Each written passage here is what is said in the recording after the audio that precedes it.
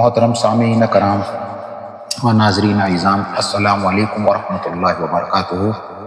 आप हजरात अपनी आँखों से देखेंगे कि किस तरह ताकतवर और मशहूर आमिल और जादूगर अपने तंत्र और मंत्र और सहर जादू से इंसानों को शदीद तकालीफ व मुसीबत और परेशानी में मुब्तला करते हैं। और कभी कभी ये सहर और जादू इतना ख़तरनाक साबित होता है कि इंसान की तड़प तड़प कर मौत वाक़ई हो जाती है या वो मुख्तलिफ लाइलाज बीमारियों में परेशान रहता है। लिहाजा आप हजरात एक लफ्ज़ को इस वीडियो में बार बार सुनेंगे, मारन क्रिया। मारन क्रिया, मारन क्रिया का मतलब यह है कि किसी इंसान के ऊपर सहर जादू से मौत को वाक़ई कर दिया जाए या उसे मौत के घाट उतार दिया जाए और वो अपनी जान से हाथ धो बैठे। जो हजरात भी सहर जादू से परेशान हैं और काफ़ी इलाज के बाद भी आराम नहीं आ रहा है, उन हजरात को चाहिए कि वीडियो के आखिर में जो कुरान करीम का अमल और दम दिया गया है उसको सुबह व शाम आंख बंद करके बार बार सुने और सूरह मुज़म्मिल शरीफ, सूरह यासीन शरीफ और सूरह तगाबुन सुबह शाम दम करके, पानी पर दम करके पिएं 21 दिन तक। इंशाअल्लाह जो भी सहर जादू दुश्मन की तरफ से किया गया होगा वो ज़रूर इंशाअल्लाह बातिल हो जाएगा। और अगर फिर भी कुछ समझ में ना आए तो स्क्रीन पर दिए गए नंबर पर हमसे रब्ता करें और मेरे इस वीडियो को ज़्यादा से ज़्यादा सब्सक्राइब करें, शेयर करें और लाइक करें और कमेंट में मुझे अपनी दुआओं से नवाजें। इंशाअल्लाहुल अज़ीज़ इसी तरीके से अच्छी और उम्दा से उम्दा मुस्सिर वीडियो आप हज़रात की खिदमत में इस चैनल पर मैं पेश करता रहूँगा। दुआओं में याद रखें। हसन कासमी, अस्सलामु अलैकुम व रहमतुल्लाहि व बरकातुहू।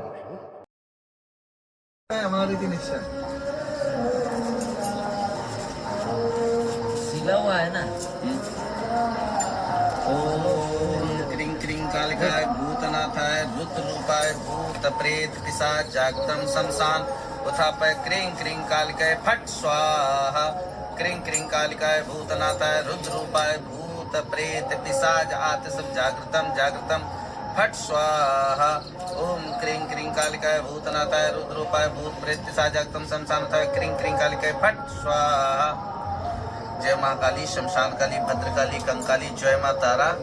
सब शमशान जागृत हेत ये जो है इससे मसान जागृत होती है। ये सब आत्मा बैठी, एक कन्या कुमारी है, कुमारी की खोपड़ी है, ये हनुमान जी की खोपड़ी है, ये चंडाल है, चंडाल की है। और ये मेरे गुरु भाई बैठे हुए हैं इधर।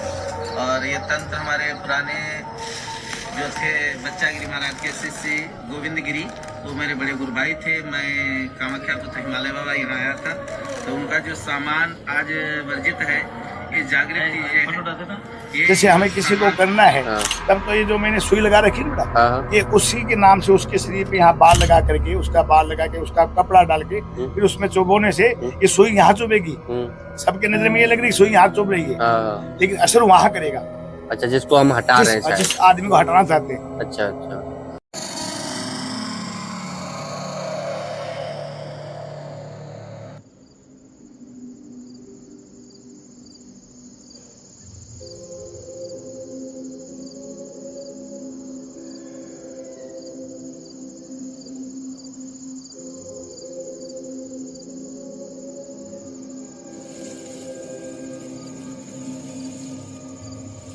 प्रेमी जोड़ा ऐसे सिद्ध कर रखा है, जब मैं शमशान घाट के अंदर था वहाँ पे कोई 2 चिता जल रही थी तो मैंने उनसे पूछा कि इसमें 2 चिता जल रही है तो उन्होंने बोला कि एक लड़के की है और एक लड़की की चिता जल रही है, कि दोनों का अच्छा प्यार था, बस उनके घर वालों ने उनको मना कर दिया शादी के लिए। तो दोनों ने क्या किया, घर पे जहर खा लिया। तो उसके 2 दिन के बाद में वहाँ पे गया था, वो जबाड़ा मैंने लिया उन दोनों का। जबाड़ा लेके फिर मैंने वहाँ पे सिद्धि प्राप्त की शमशान के अंदर। जो प्रेमी जोड़ा है उनको मैंने सिद्ध किया तो उन्होंने एक ही चीज बोली कि हम साथ में रह नहीं पाए, तो हम यही चाहते हैं कोई हस्बैंड वाइफ में लड़ाई झगड़ा हो रहा है या कोई गर्लफ्रेंड बॉयफ्रेंड में नहीं बनती है तो हम उनको एक कर सकते। मुठ करनी, मारन प्रयोग, घायल या बाण, ये सारी क्रियाएं जो होती है ये मारन क्रिया होती है। और ये मारन क्रिया घर बैठे नहीं की जा सकती। मारन क्रिया तंत्र यानी मूठ वही व्यक्ति उठा सकता है जो मूठ का जानकार हो, जिसने अपने गुरु सानिध्य से ये विद्या प्राप्त की हो। और हर व्यक्ति के पास ये चीजें नहीं होती हैं। जैसे हमने बहुत सारी वीडियो में ये दिखाने की कोशिश की है कि ये सारी चीजें होती हैं। हम कभी ये नहीं कहते कि हम किसी के लिए करेंगे, और परमात्मा बाबा महाकाल ऐसा कोई समय ना लेके आए कि कभी हमें इन चीजों का प्रयोग करना पड़े। जब तंत्र को आपने बारीकी से कभी देख लिया और तंत्र को जान लिया, तंत्र क्रियाएं होते हुए देख ली, तो तुम्हारे रोंगटे खड़े हो जाएंगे। जैसे निषिदाग, मुठ करनी, मारन प्रयोग, घायल या बाण, ये सारी क्रियाएं जो होती हैं ये मारन क्रिया होती है। और ये मारन क्रिया घर बैठे नहीं की जा सकती। मारन क्रिया तंत्र यानी मूठ वही व्यक्ति उठा सकता है जो मूठ का जानकार हो, जिसने अपने गुरु सानिध्य से ये विद्या प्राप्त की हो। और हर व्यक्ति के पास ये चीजें नहीं होती हैं। जैसे हमने बहुत सारी वीडियो में ये दिखाने की कोशिश की है कि ये सारी चीजें होती हैं। हम कभी ये नहीं कहते कि हम किसी के लिए करेंगे, और परमात्मा बाबा महाकाल ऐसा कोई समय ना लेके आए कि कभी हमें इन चीजों का प्रयोग करना पड़े। जब तंत्र को आपने बारीकी से कभी देख लिया और तंत्र को जान लिया, तंत्र क्रियाएं होते हुए देख ली, तो तुम्हारे रोंगटे खड़े हो जाएंगे। जैसे मारन क्रिया कई प्रकार की होती हैं, जैसे हंडिया चलाना। एक हांडी में भोग लगाया जाता है, प्रसाद लगाया जाता है, अग्नि जलाई जाती है, फिर वो हवा में उड़ती हुई जाती है, वो एक मारन क्रिया का हिस्सा है। अच्छा। एक सूखा मसान, ठीक है, वो चलाना, वो मारन क्रिया का हिस्सा है। वो कैसे होता है सूखा मसान? मतलब कोई मसान के कुछ ऐसे गण भूत प्रेत शरीर पे छोड़ देने, धीरे धीरे इंसान सूखता जाना, हड्डियां निकल जाना। अच्छा। डॉक्टर को दिखाओगे, ओके रिपोर्ट आएगी। हाँ, ठीक है, ठीक है, वो कहेगा कोई बीमारी नहीं है, लेकिन वो ये होती है। ठीक है। उसके बाद आपका कालिया मसान, एक भूत, वो चला देना। ठीक है, ये चीजें मारन में चलती हैं। हिंदू तांत्रिक परंपरा में कई प्रकार की शक्तिशाली विद्या मानी जाती है।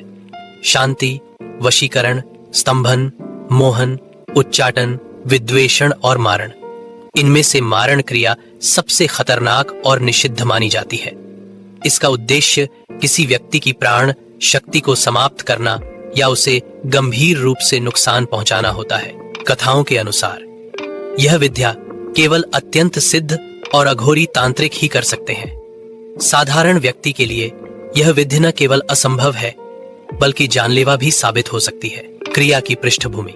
कहा जाता है कि मारण क्रिया को करने के लिए साधक को श्मशान, निर्जन जंगल या किसी ऐसे स्थान पर जाना पड़ता है जहां मृतात्माओं की ऊर्जा प्रबल हो। आधी रात के समय जब चारों ओर सन्नाटा होता है और केवल श्मशान की आग और टिमटिमाते दीपक का प्रकाश होता है, साधक अपनी साधना आरंभ करता है। साधना की प्रक्रिया। मान्यता है कि इस क्रिया के लिए विशेष मारण मंत्र और यंत्र का प्रयोग किया जाता है। तांत्रिक पहले लक्ष्य व्यक्ति के बाल, नाखून, कपड़े या तस्वीर का उपयोग करता है। यह वस्तु साधना का केंद्र बनती है। फिर साधक किसी देवी या तांत्रिक देवता जैसे काली, भैरव, चामुंडा या बगलामुखी का आह्वान करता है। कुछ परंपराओं में शव साधना भी की जाती है, जिसमें एक ताजा शव को साधना के आसन के रूप में इस्तेमाल किया जाता है।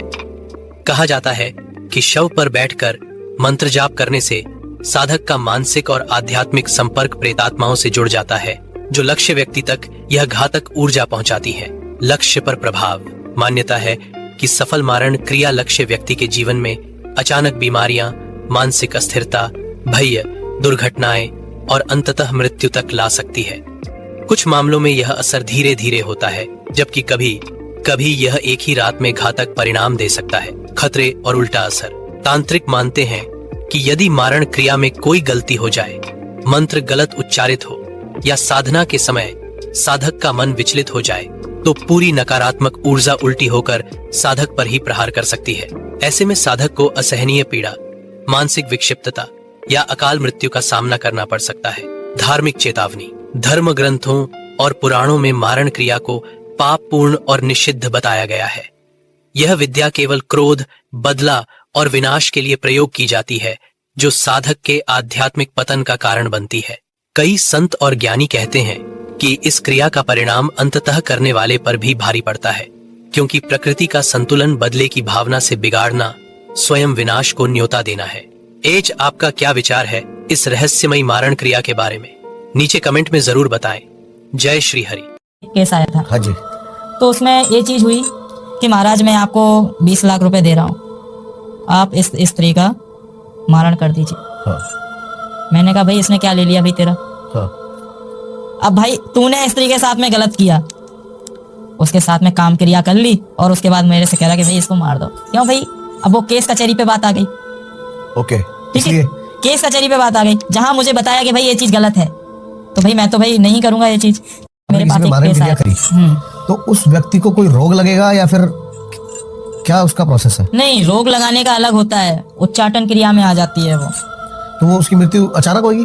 अचानक नहीं मारण होगी। क्रिया में मारण, जैसे कि आप तड़पा के मार रहे हो किसी को, तो उसे उच्चाटन बोला जाता है। जैसे मान के चलो उसका धन नाश हो गया, वैभव नाश हो गया, लक्ष्मी से बिल्कुल परेशान हो गया, अब तरह तरह की बीमारी बनने लगी, वो उच्चाटन में आ जाता है, वो अलग हो जाता है।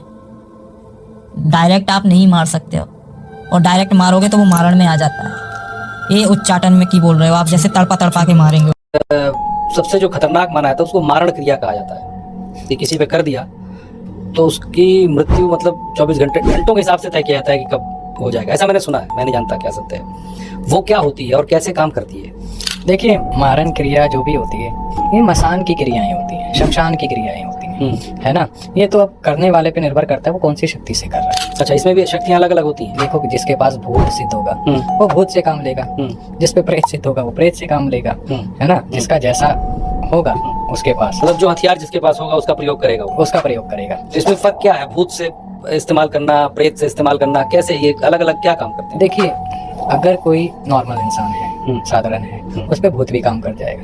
अच्छा, कोई साधक है तो वहाँ तो कुछ बड़ा ही चलाना पड़ेगा, समझ रहे हो। हाँ, उसका कवच भेदन के अंदर जाना और उसे मारना आसान नहीं होता है, तो बड़ी शक्तियों का। वो लिपस्टिक है या वो क्रीम है या कोई भी है, खोला, उसके ऊपर जो वशीकरण का जो भी सामग्री होती है, अगर हल्की सी भी उस पर लगा दी और उसने उसको अपने स्किन पे या चेहरे पे कहीं भी हल्की सी टेस्ट कर ली, उससे भी दिक्कत हो सकती है। अधिकतर जो सबसे ज्यादा भयंकर तंत्र होता है वो दीपावली की काली चौदस की रात को होता है। अच्छा, नरक चतुर्दशी कहते हैं। और इतना भयंकर होता है क्योंकि उस दिन वो काली की रात्रि है, काल रात्रि है, इसलिए उसे काली चौदस के नाम से जाना जाता है। उस दिन माता काली असुरों पे विजय प्राप्त करके कैलाश लौटी थी, इसलिए वो प्रसन्न मुद्रा में रहती है, इसलिए उस दिन सिद्धियां प्राप्त होती हैं। दशहरे के दिन उनके ऊपर मारण क्रिया का काम करवा रहे थे। एक बिजनेसमैन बढ़िया था, उसकी वाइफ उसके ऊपर मारण करवा रही थी। एक उसको अपना फ्रेंड मतलब क्लोज फ्रेंड मिल गया, धीरे धीरे उनका फ्रेंडशिप से प्यार में तब्दील हो गई है फ्रेंडशिप। तो उन दोनों ने मिलके इसके ऊपर मारण करवाया। किस वजह से करवाया कि उसके हस्बैंड के पास बहुत सारे पैसे थे और उसके ऊपर 2-2 प्रेत छोड़े हुए थे मारने के लिए, और उस बढ़िया के ऊपर साइड इफेक्ट होना शुरू हो गए।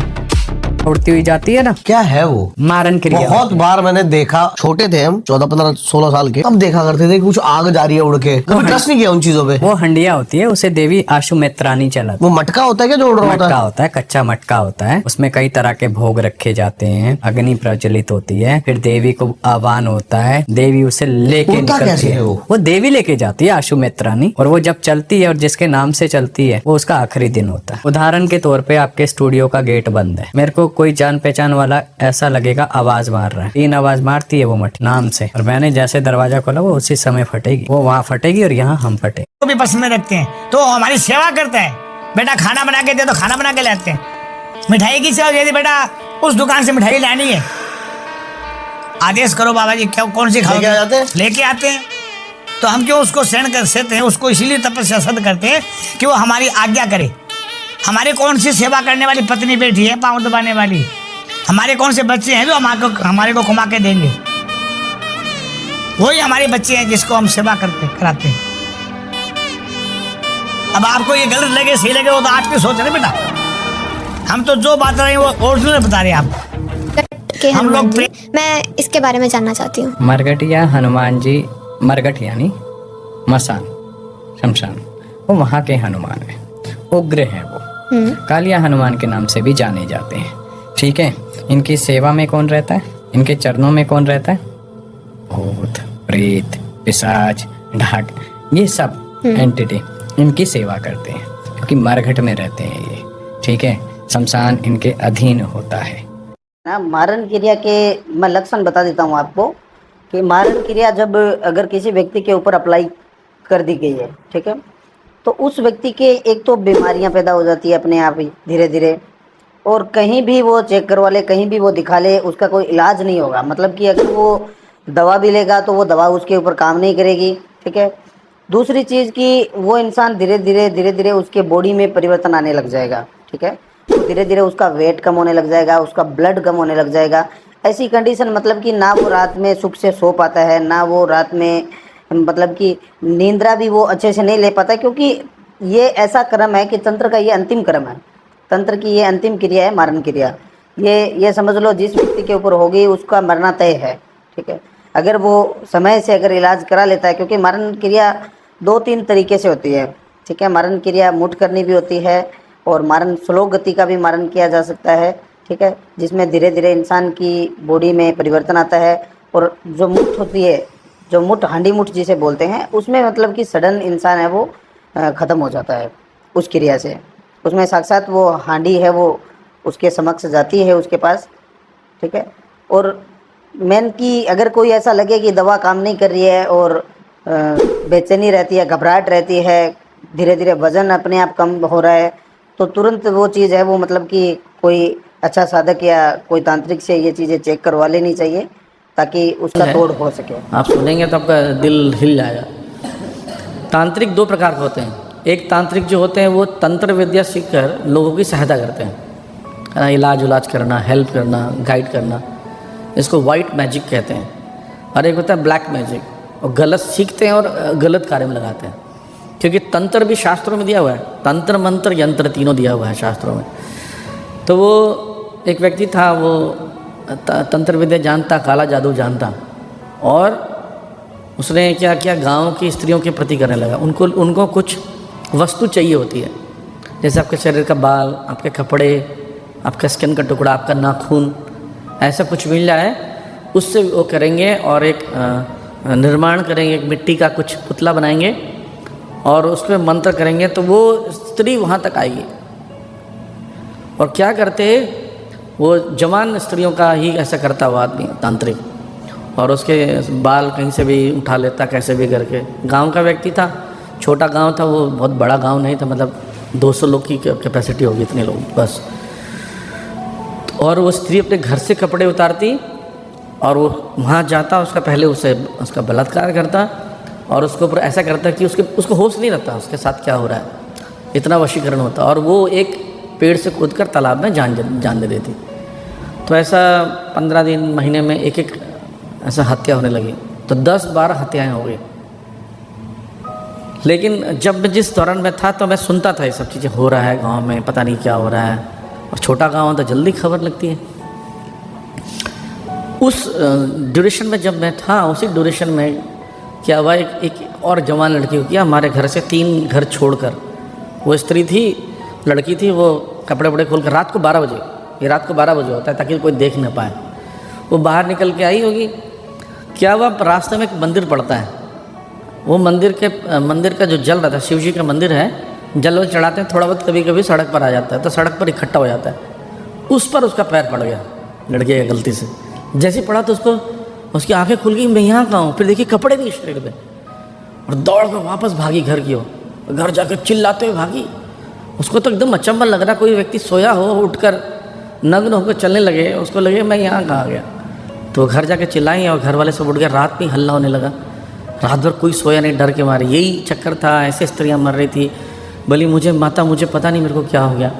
हम लोग टेरेस पे सोते थे तो हमें भी लगा। फिर बाद में पंचायत बैठा, एक प्रभु जी थे, हम लोग, उनको बोला गया कि आप पता करो, ये कोई पक्का मैजिक होगा। तो बोला ठीक है मैं पता करता हूँ। फिर गांव के ही एक वाइट मैजिक वाला व्यक्ति था, उसको एक खबर दिया गया। तो बोला ये तो बहुत आसान है पकड़ना, अगर गांव का व्यक्ति तो मैं ऐसे पकड़ लूँगा एक दिन में। क्या कीजिए, हर घर से थोड़ा थोड़ा चावल ले आई, हर घर के थोड़े थोड़े चावल लिया, उन्हें कुकिंग की। और जो गाय के बैल के ऊपर लगा रहता है ना, लट्ठा रखा रहता है, देखना जैसे बैलगाड़ी में लगता है, वो लट्ठा उठाया, उसको रखा, उसकी पूजा की। उसको बलराम माना जाता है, बलराम का तत्व माना जाता है। उसकी पूजा की और वो भोग चढ़ाया, जो चावल बनाया था खिचड़ी जैसा। और क्या किया, सबको बोला सबको गांव वालों को खिला दो, सबको खिला दी। और एक रस्सी लिया, मोटा रस्सी, और वो लठ को मारता रहा। वो उस व्यक्ति को पड़ रहा था जो तांत्रिक था, उसको पिटाई पड़ रही थी। दौड़ मारता हुआ उसको लगता, मारता गया मारते मारते वो व्यक्ति भागते भागते भागते, वो जब तक लट को नहीं पकड़ेगा ना तब तक उसको चोट लगेगा। और जैसे ही वहाँ आया, गांव वाले को बता दिया, घोषणा कर दी, यही व्यक्ति है, जो भी करना है उसके साथ जो कर लो। मेरे सामने ही सभी लोगों ने उसको भाले बरछे त्रिशूल मार के मार दिया उसको। तो ये तांत्रिक विद्या बड़ी खतरनाक होती है। आप जाओगे इधर नॉर्थ ईस्ट में जाओगे तो वुडू कहते हैं, वुडू नाम सुना है? वुडू ब्लैक मैजिक होता है, बड़ा ही खतरनाक। वो आपकी पुतला बनाएंगे आपके किसी चीज़ को लेकर, और उसी के अंदर अगर पिन घुसा देंगे तो आप मर जाओगे अपने जहाँ पे बैठे। कुछ रेंज रहता है 500 किलोमीटर 600 किलोमीटर, उसमें पिन गड़ाएंगे तो आप वहाँ रहोगे तो वहाँ मर जाओगे। इतना खतरनाक होता है वुडू। आज भी ये चलता है। बंगाल में तो बहुत मिलता है, और नॉर्थ ईस्ट में भी ये ज़्यादा मिलेगा आपको। उड़ीसा में जाएंगे तो कालाहांडी जिला है, ये सब जिलों में खतरनाक है। और वो भ्रमित कर देते हैं व्यक्ति के साथ। जैसे ग्रेस मोहन को जो दिन बता रहे थे कि ये सिद्धियाँ जब होती हैं, वो व्यक्ति आपको इतना काबू कर लेता है, आपको होश नहीं रहता, वो जो चाहे आपको दिखा सकता है। हाँ, वो जो बता रहे थे ना, जो भगवान अपने आप को बोलते थे, बेंगलोर वाले जो हैं, नाम नहीं लूँगा उनका, तो उनको ये पीसी सरकार उनके पास गए थे, तो उन्होंने वो मैजिक वाला बताया। तो इंडिया टुडे में पूरा आर्टिकल छपा था कि जैसे कोई आता था बड़ा आदमी ना, तो ये जो बाबा जी थे हमारे, वो जो अपने आप को भगवान बोलते थे, वो क्या करते कि ऐसे इशारा करते तो उड़ता हुआ माला से गले में गिर जाएगा। जो व्यक्ति आएगा उसको अचम्भा हो जाता है, ये माला कहाँ से आ गया। वो तो जैसे उसने माला ऐसा डलवाया, किसी सरकार और ये दोनों ने एक ही जगह से ही ट्रेनिंग ली थी, वो समझ गया भी जादू जानता है, भी जादू ही कर रहा है, वो भगवान तो है नहीं। शिवरात्रि को मुंह से ना शिवलिंग निकाल लेते हैं। ऐसा वीडियो भी आप अगर इंटरनेट पर सर्च करेंगे, शिवरात्रि को ऐसे करके निकाल लेंगे ऐसे, और यहाँ पर भभूति रखते हैं और ऐसे करके हाथ लगे ऐसे मसलेंगे और आपका भभूति दे देंगे। आपको लगेगा ये कैसे भभूति दे रहे, हाथ में धाई नहीं, ऐसे दिखाएंगे, ऐसे करेंगे, यहाँ पर करेंगे, ऐसे मसलेंगे, फाड़ेंगे और दे देंगे। तो पूरा हैक किया गया बाद में। तो उसके पास जब वो आए, माला जैसे पीसी सरकार के गले में गिरा, तो उसने भी ऐसे किया, एक उड़ता माला इसके गले में गिर गया। तो आश्चर्य हो गया, ये क्या कर रहा है। और पब्लिक जितना थे वो भी अचंभित हो गए, ये क्या हो रहा है। फिर उन्होंने ऐसे कुछ नोट की वर्षा की, सो नोट गिरने लगे पीसी सरकार पे।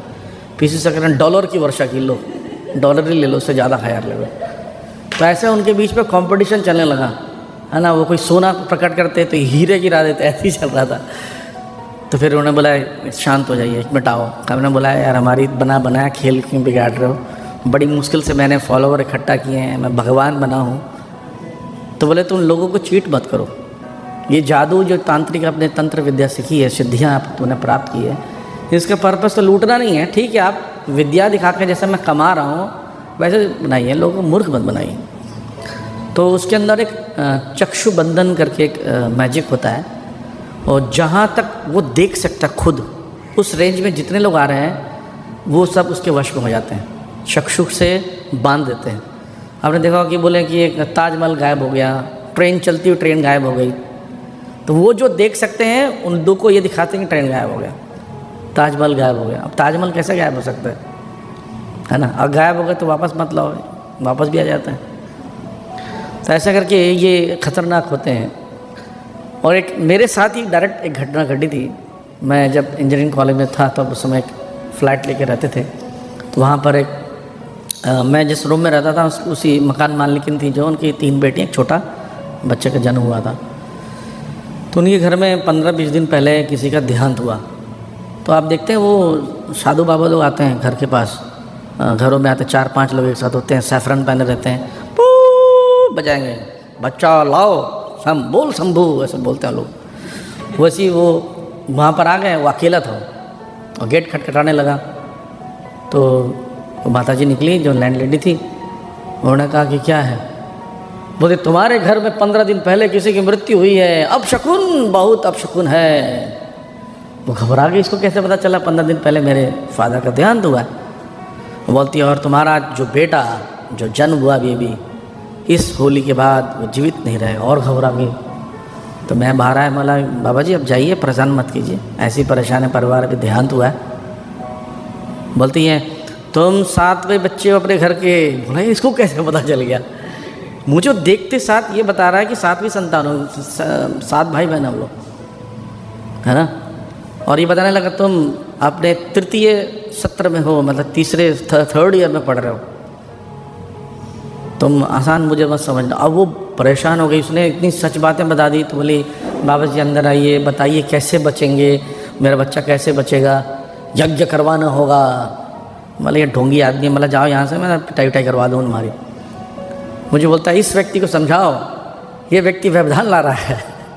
उसने उतने देर में वो माता जी को इतना कैप्चर कर लिया, वो माता जी उसकी बात सुनने लगे। बोली भैया प्लीज़ आप बाहर चले जाइए। बोला मैं नहीं जाऊँगा, आपको ही लूट लेगा। बोलते काला धागा लेकर आओ। बोले काला धागा तो घर पे नहीं है, जनरली काला धागा लोग रखते नहीं घर पे, तो इसको बोलो लाने के लिए। तो बोले प्लीज़ ले आओ। बोला नहीं घर को कोई और चल जाएगा, मैं क्यों जाऊँ, मैं जाऊँगा तो फिर आपको लूट लेगा। उन्होंने ज़बरदस्ती मुझे भेजा, मैं बाहर गया, तब तक उसके दिमाग में कितना कैप्चर कर लिया। एक कटोरा लेकर आए पानी, और मेरे को बोलते तुम मुझे बेवकूफ़ समझते हो, मैं तुम्हें दिखाता हूँ। एक लड़की, उनके घर के 3 लड़कियाँ, एक लड़के को बुलाया, बोला जाओ और आंगन के पिछला भाग जो है वहाँ सर एक फूल पत्तियाँ तोड़ लाओ, कुछ भी पत्तियाँ तोड़ लाओ, और तुम्हें दिखाऊंगा कि कितना खतरनाक तुम्हारे घर में जादू किया किसी ने, वो सब निकाल दूंगा आज। 4 पत्तियाँ लेकर आए, उसने उसके अंदर डाला, कटोरे के अंदर, कटोरे में आग लग गया, भयंकर आग, इतनी लपट। और जैसी आग बुझी, पूरा कटोरा खून के जैसा लाल हो गया। बोले मैं 20% निकाल दिया हूँ, 80% और निकालना है। बोले बाबा जी कैसे निकालना है? बोला देखो माता जी अभी भी बेवकूफ़ बना रहा है, छोड़ दीजिए। उसने नहीं माना, वो नहीं। फिर बोलते हैं अच्छा बताओ। मतलब मैंने पूछा क्या करना चाहते हो? तो बोलते हैं 11 दिन का अनुष्ठान करना पड़ेगा, यज्ञ करना पड़ेगा। तो बोला हम कर लेंगे। तो बताइए। बोलते हैं रात को 12 बजे शमशान में ये जो अग्नि जलेगी खोपड़ी के अंदर जलेगी। अब ऐसे कुछ बताएंगे ताकि आप ना कर पाओ। वो माता जी बोली मैं रात को 12 बजे शमशान घाट कैसे जाऊंगी, अकेले जाना होगा, उसके अलावा कोई रास्ता नहीं है। वो बेचारी डर गई। बोली कोई और तरीका है? तरीका है मैं अपने घर पर यज्ञ करूँगा, लेकिन उसका खर्चा आएगा। कितना खर्चा? बोला 11,000। बोला देखो बेवकूफ़ बना रहे हो, ये सब नहीं होगा ना, यहाँ हम लोग खुद ही कर लेंगे आगे, मैं चल रहा हूँ शमशान घाट। माता जी फिर बोलने लगी नहीं हमको कैसे भी कराना है, 11,000 दे देंगे, कोई दिक्कत नहीं है। मतलब तो फंस गई। मैंने मतलब रिक्वेस्ट किया 11 दिन करोगे ना, 1,000 दो इनको बस, कल फिर आना। बाबा जी कल फिर आना, कल ले जाना। इतना माता जी समझ गई। बोले हाँ चलो इतना तो कर ही सकते हैं कि एक दिन करके दे देंगे पैसे। तो 1 दिन का 1,000 लिया, फिर नहीं आया वो कभी। तो वो इतने खतरनाक होते हैं, आपके गेट के पास, आपके नज़दीक आकर आपको कैप्चर कर लेंगे। तांत्रिक शक्तियाँ होती हैं। अभी आपको पता होगा कि कई बार नाभि हिलाती है, वो कोई व्यक्ति दूसरे राज्य से आपकी नाभि ठीक कर सकता है। इतने शक्तिशाली तांत्रिक भी होते हैं, है ना। तो ये शक्तियाँ होती हैं, वो भट्टाधारी नहीं है, घबराने की ज़रूरत नहीं है। तांत्रिक से कैसे बचें? तांत्रिक भूत पिशाच निकट नहीं आवे, जब भगवान का नाम गुणगान गावे। तो बताते हैं कि इस प्रकार के असर जो है हरिनाम को ध्यानपूर्वक करने से असर नहीं पड़ता है। कई बार लोग बोलते हैं कि ऐसे जादू टोना कर देते हैं, कई डिवोटीज़ को भी कर देते हैं, तो उनके जीवन में परिवर्तन आता है। तो वो ग्रॉस इतना बड़ा नुकसान नहीं कर पाएंगे, क्योंकि अभी बहुत प्योर तो नहीं है कि 100% प्योर नाम लेंगे तो हमारे पर असर नहीं होगा। अभी थोड़ा बहुत असर होगा, लेकिन हाँ आपको पूरा नुकसान नहीं होगा। और दूसरी बात ना, जो लोग बहुत गंभीरता से पवित्रता का पालन करते हैं ना, जैसे स्नान करना, आचमन करना, वो पवित्रता भी बहुत हेल्प करती है उस व्यक्ति का, उस पर बहुत कम प्रभाव पड़ता है। कई बार हम लोग नाम तो जपते हैं पर साथ साथ में पवित्रता का पालन नहीं करते हैं। असौच रहेगा, हाथ पैर ठीक से धोना नहीं होती है, जो सतुगुण उस पर कम असर करती है। आप हजरात ने इस तवील वीडियो में देखा है कि किस तरह से इंसान को सख्त सहर और जादू के जरिए तबाह व बर्बाद किया जा सकता है, और उसके कारोबार और उसके ख़ानदान को भी परेशान किया जा सकता है। लिहाजा ऐसे हजरात जो कि सहर जादू में मुब्तला हैं, हाँ वो कितने भी ताकतवर और मौसर और गलीज़ अमल के ज़रिए किया गया हो, या वो किसी भी साहिर ने या जादूगर ने किया हो, इस अमल को और इस धम को सुबह शाम आंख बंद करके 21 दिन तक सुने। इंशाअल्लाह ज़रूर आपको फ़ायदा होगा और इन तमाम मुसीबतों से और नहुसतों से इंशाअल्लाह आपको निजात मिलेगी। दम मुलाहिजा फरमाएं और गौर से सुनें। अल्लाहु अकबर अल्लाहु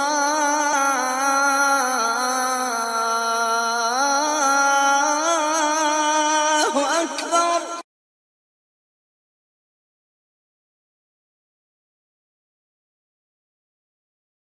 أعوذ بالله السميع العليم من الشيطان الرجيم من همزه ونفخه ونفثه.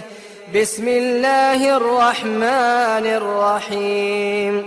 الحمد لله رب العالمين الرحمن الرحيم مالك يوم الدين.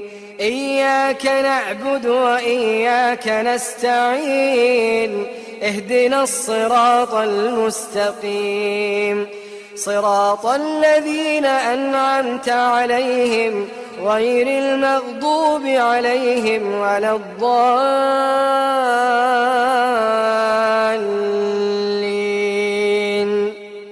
أعوذ بالله السميع العليم من الشيطان الرجيم من همزه ونفخه ونفثه. بسم الله الرحمن الرحيم. ألف لام ميم. ذلك الكتاب لا ريب فيه هدى للمتقين الذين يؤمنون بالغيب ويقيمون الصلاة ومما رزقناهم ينفقون والذين يؤمنون بما أنزل إليك وما أنزل من قبلك وبالآخرة هم يوقنون أولئك على هدى من ربهم وأولئك هم المفلحون. أعوذ بالله السميع العليم من الشيطان الرجيم من همزه ونفخه ونفثه.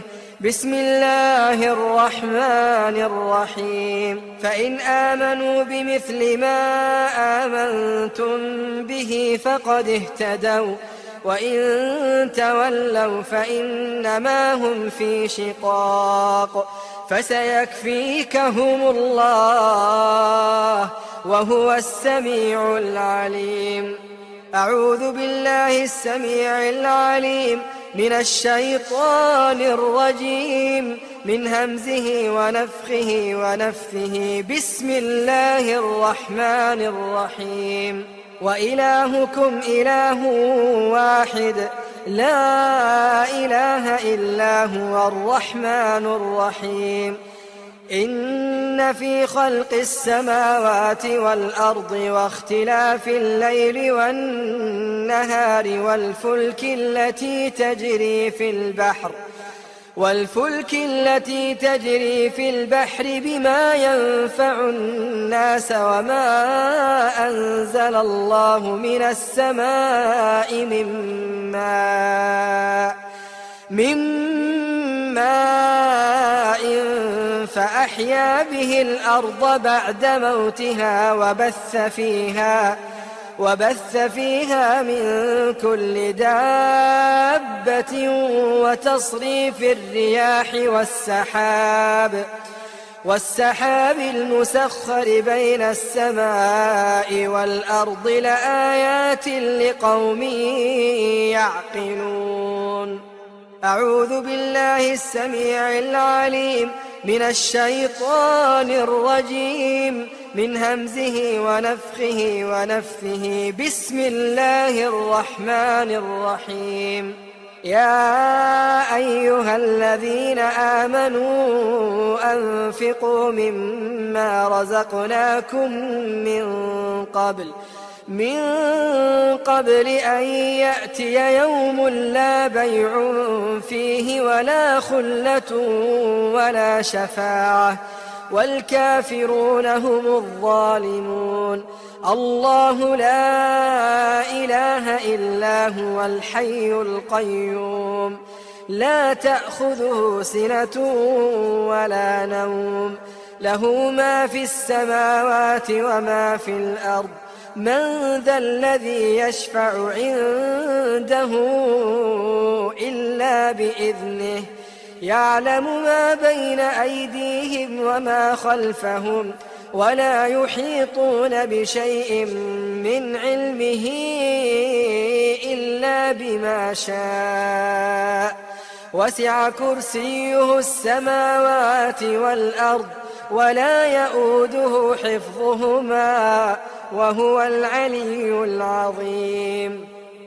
لا إكراه في الدين قد تبين الرشد من الغي فمن يكفر بالطاغوت ويؤمن بالله فقد استمسك بالعروة الوثقى لا انفصام لها والله سميع عليم الله ولي الذين آمنوا يخرجهم من الظلمات إلى النور والذين كفروا أولياؤهم الطاغوت يخرجونهم من النور إلى الظلمات أولئك أصحاب النار هم فيها خالدون أعوذ بالله السميع العليم من الشيطان الرجيم من همزه ونفثه بسم الله الرحمن الرحيم لله ما في السماوات وما في الأرض وإن تبدوا ما في أنفسكم أو تخفوه يحاسبكم به الله فيغفر لمن يشاء ويعذب من يشاء والله على كل شيء قدير آمن الرسول بما أنزل إليه من ربه والمؤمنون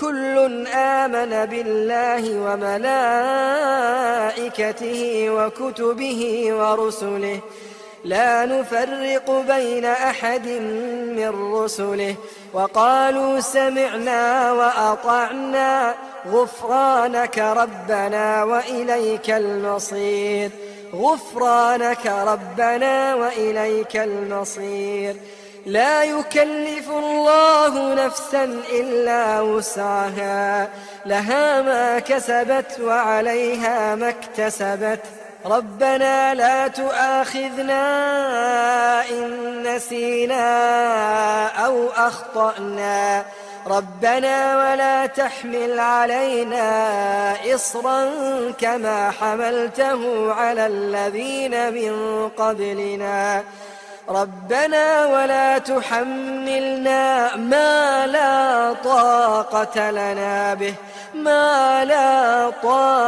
لنا به واعف عنا واغفر لنا وارحمنا أنت مولانا فانصرنا على القوم الكافرين أعوذ بالله السميع العليم من الشيطان الرجيم من همزه ونفثه بسم الله الرحمن الرحيم ألف لام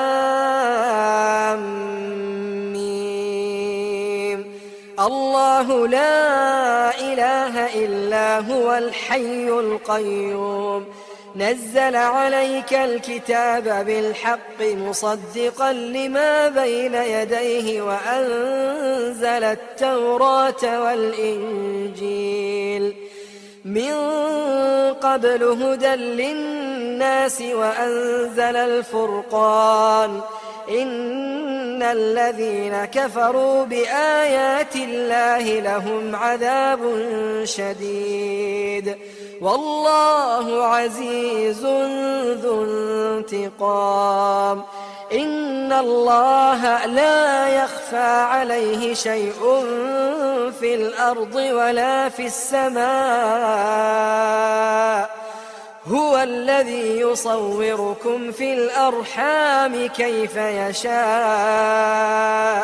لا إله إلا هو العزيز الحكيم. أعوذ بالله السميع العليم من الشيطان الرجيم من همزه ونفخه ونفثه. بسم الله الرحمن الرحيم. شهد الله أنه لا إله إلا هو والملائكة وأولو العلم قائما بالقسط لا إله إلا هو العزيز الحكيم. أعوذ بالله السميع العليم من الشيطان الرجيم من همزه ونفخه ونفثه. بسم الله الرحمن الرحيم. قل اللهم مالك الملك تؤتي الملك من تشاء وتنزع الملك ممن تشاء وتعز من تشاء وتذل من تشاء بيدك الخير إنك على كل شيء قدير.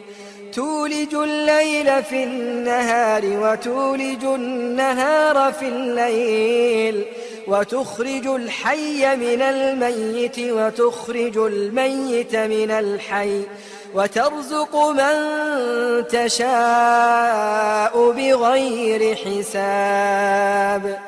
أعوذ بالله السميع العليم من الشيطان الرجيم من همزه ونفخه ونفثه. بسم الله الرحمن الرحيم.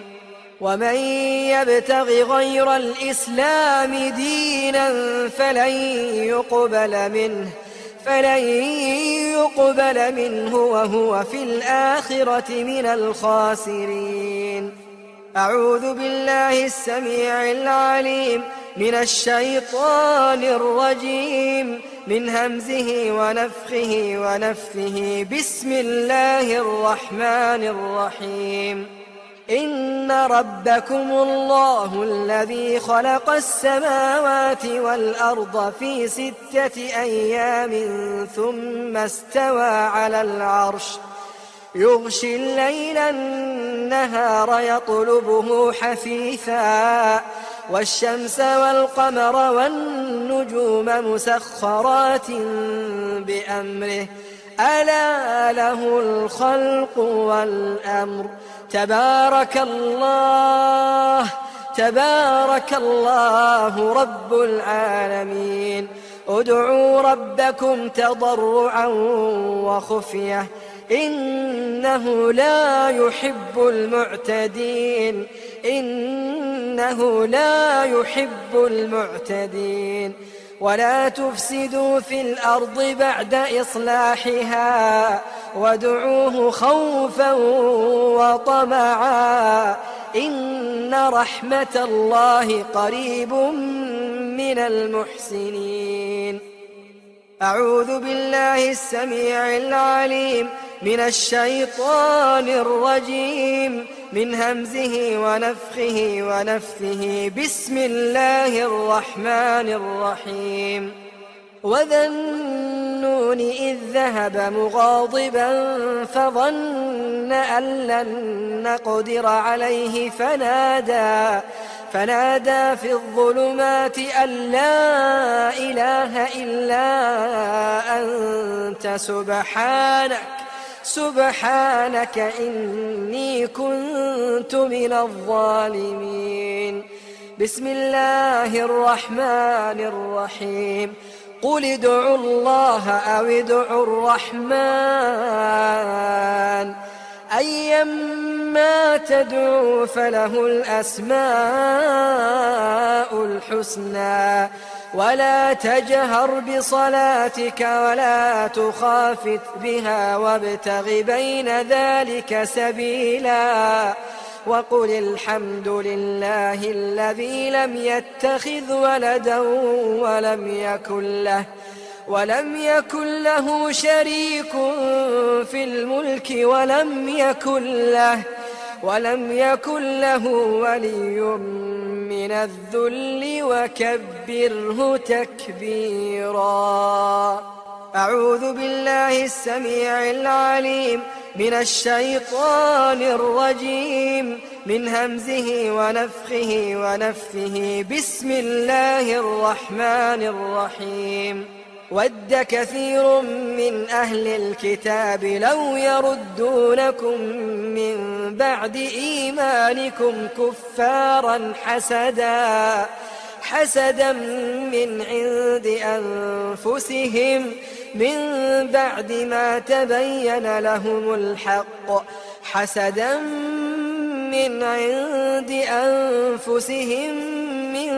بعد ما تبين لهم الحق فاعفوا واصفحوا حتى يأتي الله بأمره إن الله على كل شيء قدير. أعوذ بالله السميع العليم من الشيطان الرجيم من همزه ونفثه بسم الله الرحمن الرحيم. أم يحسدون الناس على ما آتاهم الله من فضله فقد آتينا آل إبراهيم الكتاب والحكمة وآتيناهم ملكا عظيما. أعوذ بالله السميع العليم من الشيطان الرجيم من همزه ونفثه بسم الله الرحمن الرحيم. وإن يمسسك الله بضر فلا كاشف له إلا هو وإن يردك بخير فلا راد لفضله يصيب به من يشاء من عباده وهو الغفور الرحيم. بسم الله الرحمن الرحيم. وقال يا بني لا تدخلوا من باب واحد وادخلوا من أبواب متفرقة وما أغني عنكم من الله من شيء إن الحكم إلا لله عليه توكلت وعليه فليتوكل المتوكلون. بسم الله الرحمن الرحيم. ولولا إذ دخلت جنتك قلت ما شاء الله لا قوة إلا بالله إن ترني أنا أقل منك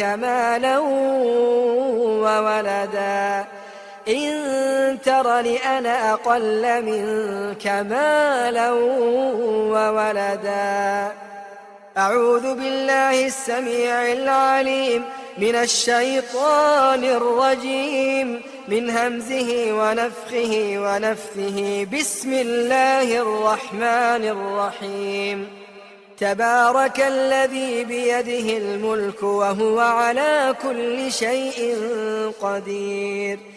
الذي خلق الموت والحياة ليبلوكم أيكم أحسن عملا وهو العزيز الغفور. الذي خلق الموت والحياة ليبلوكم أيكم أحسن عملا وهو العزيز الغفور. الذي خلق 7 سماوات طباقا ما ترى في خلق الرحمن من تفاوت فارجع البصر هل ترى من فطور ثم ارجع البصر كرتين ينقلب إليك البصر خاسئا وهو حسير. أعوذ بالله السميع العليم من الشيطان الرجيم من همزه ونفخه ونفثه. بسم الله الرحمن الرحيم. وإن يكاد الذين كفروا ليزلقونك بأبصارهم لما سمعوا الذكر ويقولون إنه لمجنون وما هو إلا ذكر للعالمين.